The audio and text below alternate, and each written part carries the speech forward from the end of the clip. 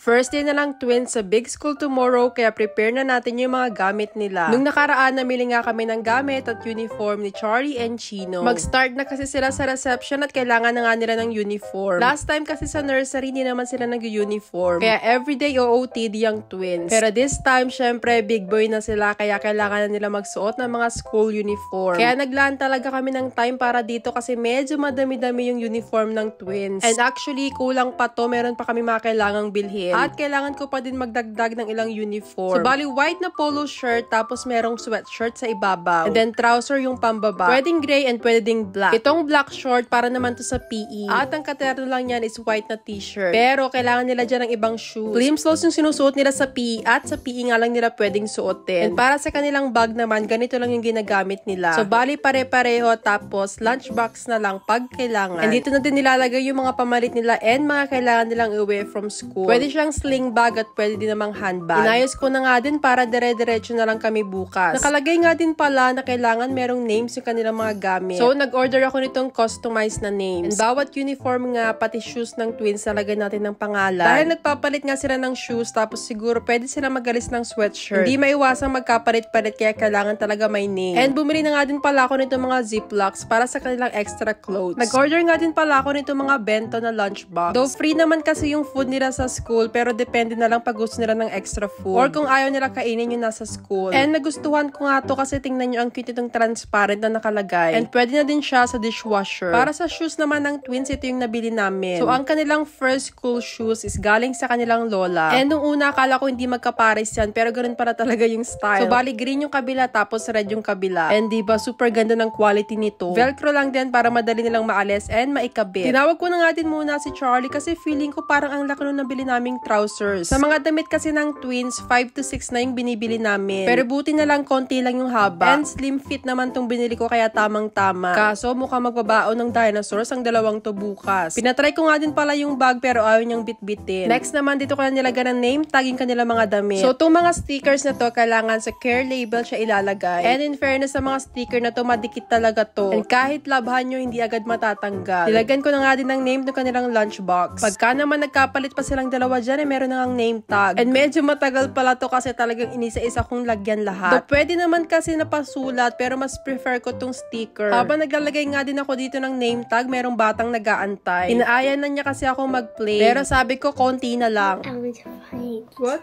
I want to fight. You want to fight? Yes. Gusto niya daw kasi mag-fight yung mga dinosaurs. Pero buti na lang at napakiusapan, sabi ko tapusin ko muna para dire-diretso yung paglalaro namin. Pati nga pala yung kanilang shoes, nilagyan ko na din ng name. Pero syempre, doon na lang sa loob. Ang dami ko din kasing sobrang name tag, kaya lahat ng pwedeng lagyan, nilagyan ko na talaga. Maya-maya, ito namang si Chino ang dumating.